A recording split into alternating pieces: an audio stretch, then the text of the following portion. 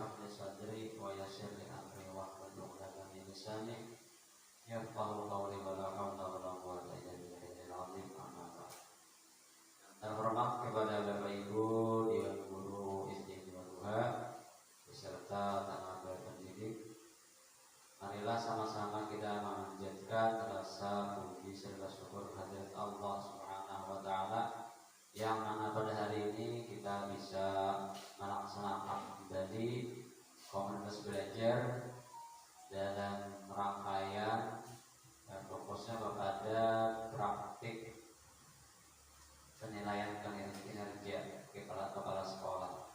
Nah, jadi ulun hari ini akan mempraktikkan indikator yang sudah ulun pilih. Jadi ulun juga memiliki indikator yang sudah ditentukan, yaitu praktik kepemimpinan berupa upaya memandu refleksi pelaksanaan program-program pengembangan kompetensi guru untuk peningkatan implementasi pembelajaran mendalam.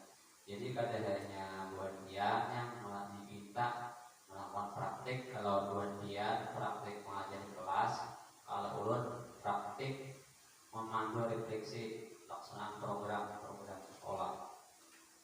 Nah, jadi pada kesempatan ini ulun minta izin, minta waktu sebentar, dan ini nantinya videonya akan di-upload di YouTube sama juga, kemudian linknya akan diserahkan kepada pengawas. Jadi ada isiannya kayak bundian juga, jadi kalau adanya bundian yang mengisi itu. Jadi kami pun kepala sekolah diminta juga oleh pengawas untuk membuat video.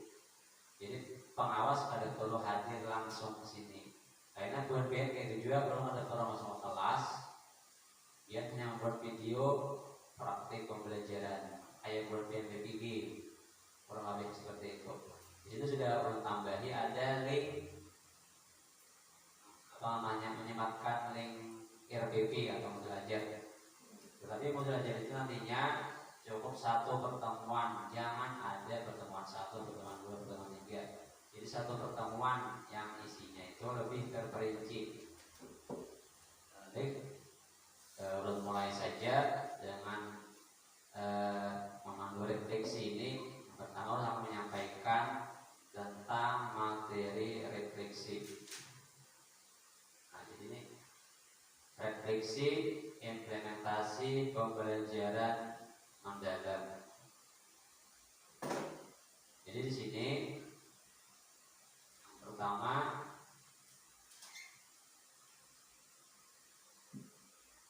berarti ini ada edit. Teksnya jadi hilang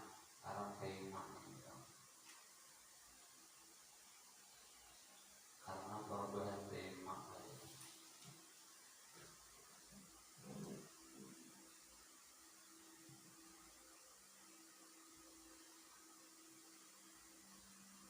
Nah, ini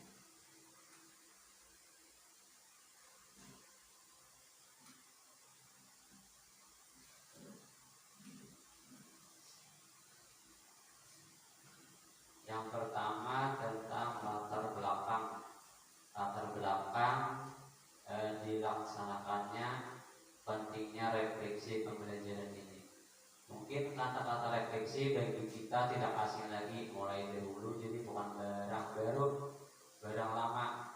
Hanya saja mungkin kita jarang memperhatikan, jarang mempraktikannya dalam setelah pembelajaran sehari-hari. Yang pertama itu adalah pentingnya kompetensi guru. Jadi ada belakangnya itu untuk meningkatkan kompetensi guru.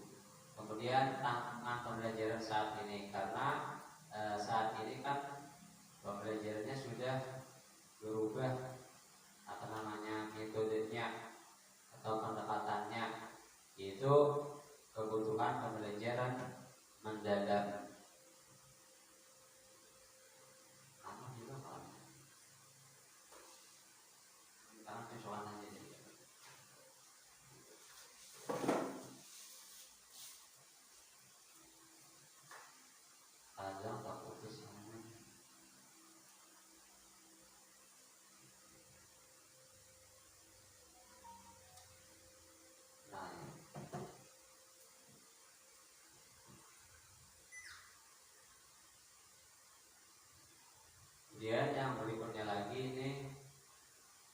apa itu refleksi. Saya kira sudah tahu benar apa itu refleksi. Refleksi adalah proses berpikir kritis dan sistematis oleh guru beserta siswa untuk mengevaluasi pengalaman belajar, mengidentifikasi kelebihan dan kekurangan, serta merencanakan perbaikan. Jadi yang paling penting dari refleksi itu adalah merencanakan perbaikan. Jadi refleksi ini kita mengingat-ingat kembali apa yang sudah kita lakukan di kelas, seberapa jauh keefektifannya terhadap siswa, apakah dapat berpengaruh terhadap motivasi siswa, pemahaman siswa. Jadi kita mengingat-ingat, menghayal-hayal bahasa kitanya. Jadi hanya kita mengajar itu hanya sekedar rutinitas sehari-hari, tetapi juga perlu dievaluasi supaya tujuannya untuk memperbaiki pembelajaran. Karena itu sangat penting dilakukan secara berkala, secara terus-menerus. Jadi tidak hanya guru yang bisa melakukan refleksi, siswa pun juga bisa dipertanyakan kepada siswa. Biasanya kan di RPP itu ada di akhir pembelajaran itu adalah refleksi. Nah, itu apakah pernah kita melaksanakan itu? Refleksinya kita bisa tanya kepada siswa, apa yang kalian rasakan hari ini, misalnya seperti itu. Dan siswa kita tanyakan seperti itu. Kemudian prinsip refleksi. Jadi prinsipnya itu pertama meliputi introspeksi. Siapa yang introspeksi? Ya diri kita ketika melaksanakan pembelajaran. Apakah sudah sesuai? Apakah berpengaruh terhadap siswa? Apakah berdampak kepada siswa? Kemudian evaluasi. Jadi setelah kita introspeksi, kita evaluasi apa-apa kelebihan yang kita lakukan dan apa-apa kekurangan yang telah kita lakukan. Kelebihannya bisa kita pertahankan dan kekurangannya bisa kita perbaiki di pembelajaran yang akan datang. Misalnya hari ini ketika kita mengajar, banyak siswa yang tidak memperhatikan. Nah, kira-kira apa penyebabnya? Kita bisa introspeksi di situ, bisa mengevaluasi sehingga perhatian siswa itu hal lain, tidak tertuju kepada kita yang menjelaskan materi. Biasanya kan kalau kita masuk, kita sering mengalami anak-anak itu paling fokus, anak-anak tuhnya bisa menghayal, bisa berpandir. Nah, kira-kira apa yang menyebabkannya terjadi seperti itu? Kemudian misalnya kita ngajar juga banyak siswa yang ada paham, sebagian misalnya hanya beberapa yang paham. Nah, kita bisa juga introspeksi di situ, apakah penjelasan kita ini terlalu cepat, atau penjelasan kita ini susah kata-kata yang dipahami oleh anak, atau kita tidak menggunakan media pembelajaran. Jadi media pembelajaran itu berpengaruh terhadap motivasi pemahaman siswa. Karena kalau kita menggunakan media, dia akan terfokus melihat apa yang kita tampilkan. Nah, jadi seperti itu refleksi. Setelah kita ketemu, kelebihannya sudah tahu, kelemahannya sudah tahu. Nah, hanya kita ambil tindakan perbaikan, rencana perbaikan di pembelajaran yang akan datang. Nah, mungkin seperti itu refleksi ini. Tapi kita memang kadang jarang melaksanakannya ini. Nah, diharapkan dengan sering melakukan refleksi, kompetensi kita, keterampilan kita mengajar itu akan semakin meningkat. Jadi pembelajaran yang kita laksanakan di kelas itu akan semakin bermutu, semakin menarik bagi siswa. Jadi kita itu tidak hanya sekedar rutinitas saja mengajar. Jadi kita harus melihat sampai di mana daya tarik anak. dengan pembelajaran yang kita sajikan, sampai di mana pemahaman anak dengan penjelasan kita yang kita sampaikan. Nah, jadi itu harus diperhatikan sehari-harinya.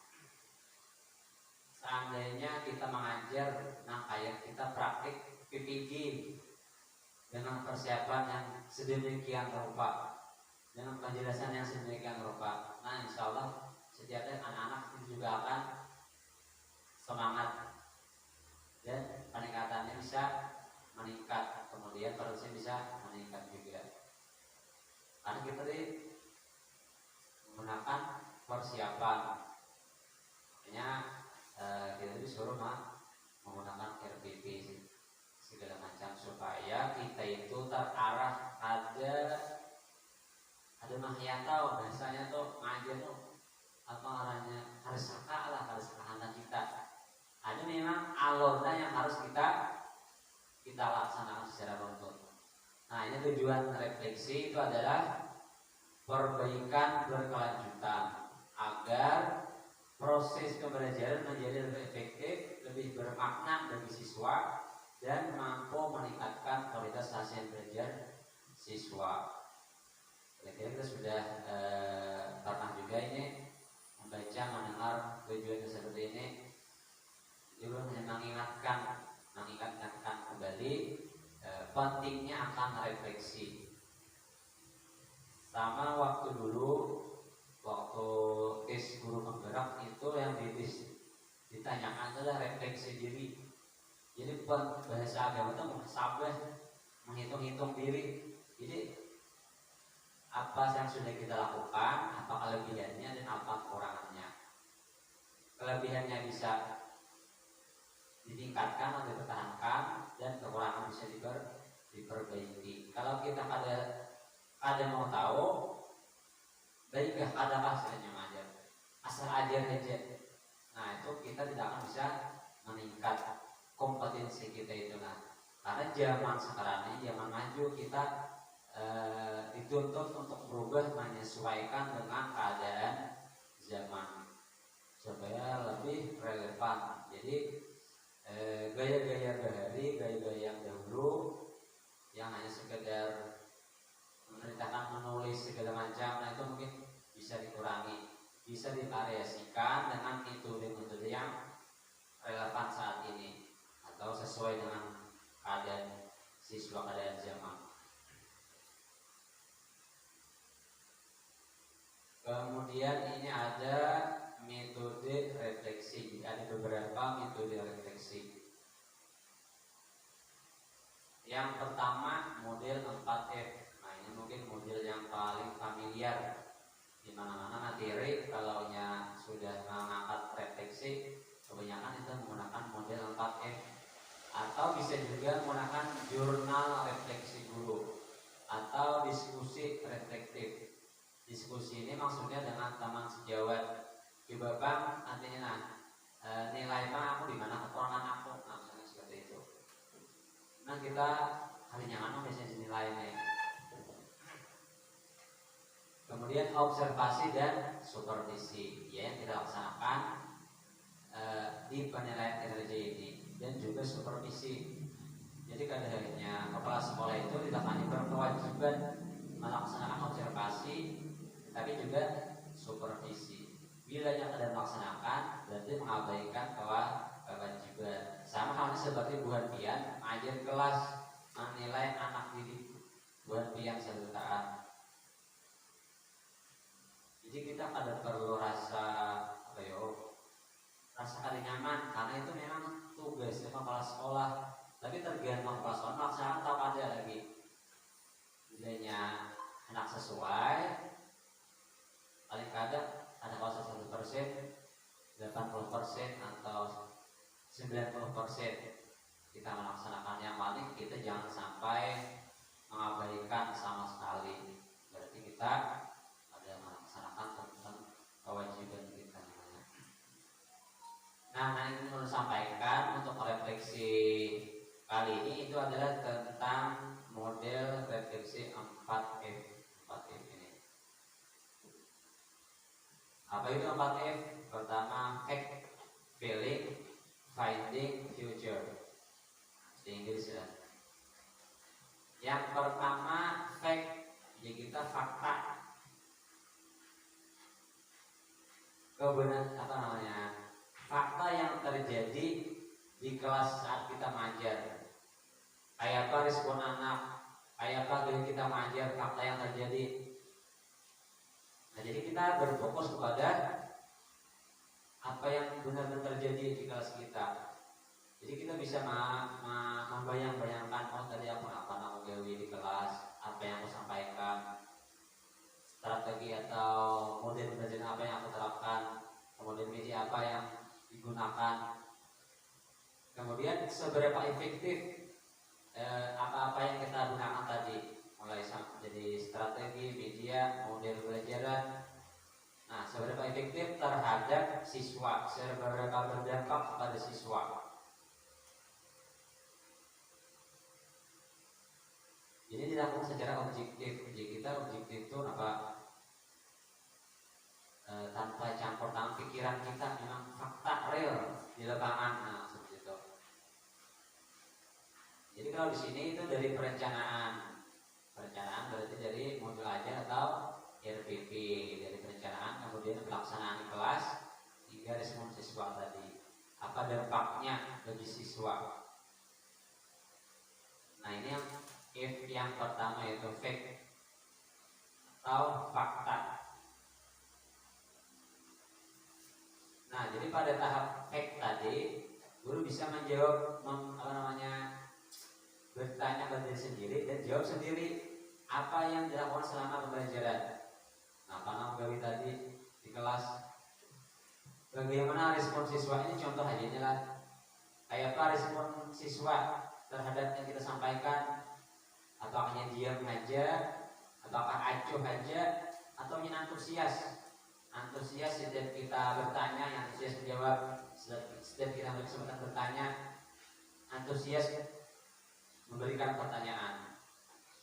Kemudian misalnya di dalam kelompok seberapa antusiasnya, seberapa aktifnya mengikuti pembelajaran. Kemudian apakah tujuan pembelajaran yang kita rancang sudah tercapai? Tercapai kan ada tujuan nanti RPP itu kan biasanya ada tujuan pembelajaran.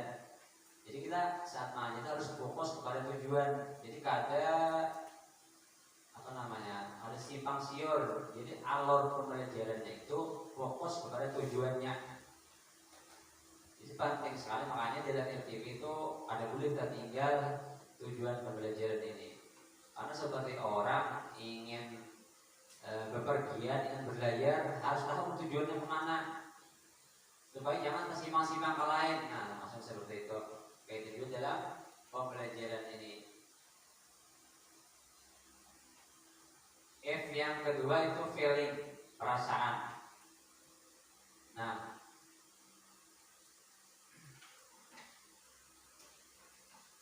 bagaimana perasaan atau emosi kita selama pembelajaran? Apakah naik, apakah turun, atau bagaimana? Nah, kita bisa merasa-rasakan. Kemudian bisa juga melihat perasaan siswa, apakah yang merasa senang dengan pembelajaran yang kita sajikan, atau merasa beban. Kan macam-macam perasaan siswa kalau kita masuk itu. Ada yang aduh, ada yang lapar, macam-macamnya. Ada yang semangat, anak lagi belajar, oh juga itu. Ada juga anak istirahat tadi kan. Mungkin seperti itu yang lancar kita dengar. Jadi kita itu mengungkapkan pengalaman pribadi kita yang positif, yang baik maksudnya, ataupun yang tantangan, kendala yang dihadapi. Nah, ini feeling. Nah, dengan feeling ini contohnya kita bisa merasa senang tadi karena yang aktif, atau terasa tertantang ngolah kelas karena kelasnya susah diatur. Jadi kita tertantang bagaimana supaya I-nya itu kondusif, pengkondisian kelas istilahnya. Yang ada ribut, yang ada bergaya, yang ada berpandir. Atau kita merasa khawatir dengan siswa yang belum memahami materi. Jadi pernah kita khawatir, merasa-rasa kali nyaman nih karena banyak yang kali paham misalnya. Jadi dengan perasaan-perasaan tadi, maka kita akan bisa membayangkan punya motivasi bagaimana supaya memahami materi tadi. Bagaimana cara supaya mengatasi kekhawatiran kita terhadap siswa. Jadi guru itu harus seperti itu. Jadi bukan hanya sekedar profesi yang diperebutkan guru ini, tapi memang harus kita jiwai. Yang benar-benar kita harus menjadi teladan bagi siswa. Memang saat ini profesi guru itu diperebutkan karena banyak tunjangan. Karena kayak berarti orang pada hendaknya jadi guru. Nah, nama ini berebut yang jadi guru. Tapi sampai itu kita juga perlu harus bertanggung jawab tadi. Benar-benar menjiwai kita ini memang benar ingin seperti guru yang ideal seperti apa. Jadi jangan sampai kita tuh banyak punya perasaan cuek kayak apakah anak-anaknya ada tawarin kayak apakah nanti yang masuk bertugas selesai deh, tidak seperti itu.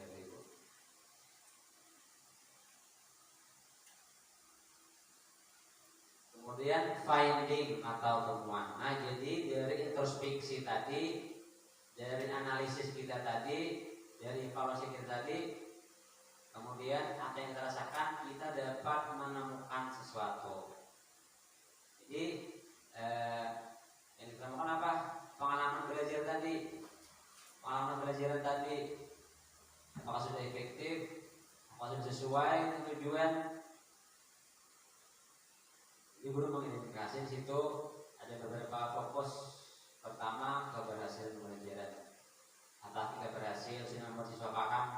Apakah kita berhasil sudah membuat siswa bersemangat, termotivasi dalam belajar?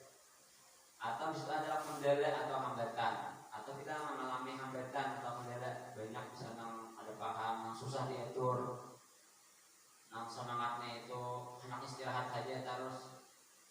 Nah, jadi pembelajaran kemudian itu pembelajaran yang didapat oleh guru.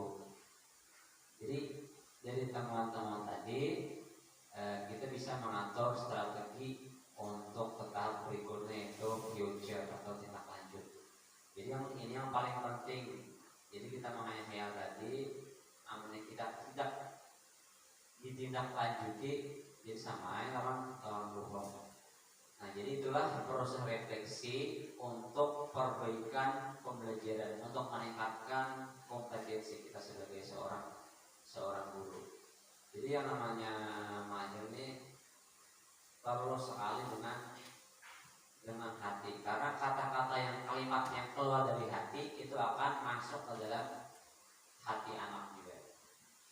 Itu sudah rumus dalam ajaran agama. Bila kita keluar dengan hati, itu bujur-bujur anak mengajar, membaikkannya itu akan otomatis masuk ke dalam hatinya. Karena kita mungkin sering mendengar ceramah atau segala macam, ada masuknya berat bagi untuk kita, ada meresap. Tapi ada seorang guru misalnya ada banyak penjelasan tapi meresap. Nah, itu kalau guru baik itu dari hatinya ini memang bujur ikhlas menyampaikan ilmu untuk umat. Begitu juga kita sebagai guru di sekolah ini. Kalau kita memang benar-benar dengan hati, ada yang dengan hati itu ya kayak apa, kita mendidik anak kita di rumah. Tentunya kita ada hak pun anak kita di rumah itu ada kekaruan anak itu kita hendaknya mendidik murid-murid kita. Nah, ini tahap terakhir adalah merencanakan langkah perbaikan yang akan datang. Mungkin sama tadi tuh misalnya medianya orang menarik, nah itu bisa diperbaiki. Media apa yang ia tertarik. Kita kebetulan banyak memiliki media pembelajaran, baik itu Chromebook, TV, laptop. Nah, itu bisa kita mencari di sana hal-hal yang menarik baginya yang sesuai dengan materi kita, materi yang kita ajarkan. Jadi zaman canggih ini nyaman aja untuk mencari sebuah materi atau